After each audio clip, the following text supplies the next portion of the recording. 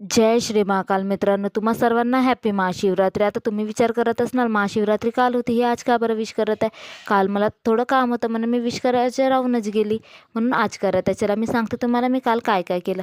पटकन तयार झाली आणि घरची पूजा केली. आज महाशिवरात्री होती म्हणून 61 वेळा महामृत्युंजय जाप पण करून टाकला. नंतर मंदिरात गेली. असं बोलतात की शिवजीवर 2 लोटा जल चढवावं, म्हणून मी पण म्हटलं चला आपण पण ट्राय करूया, म्हणून 2 लोटा जल चढवला आणि थोडा जो पाणी वाचलेला होता तो नंदीची जो वरती वाय असते त्याच्यावर टाकला.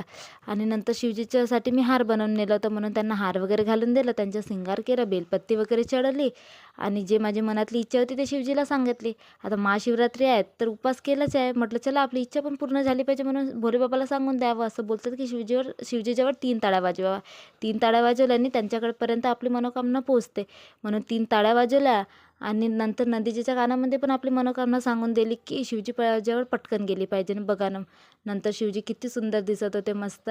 घरी आली तर काकूनी माझा बर्थडे होता म्हणून त्यांनी केक वगैरे बनवलं होतं, बर्थडे सेलिब्रेट केला. चला भेटूया पुढच्या ब्लॉगला. राधे.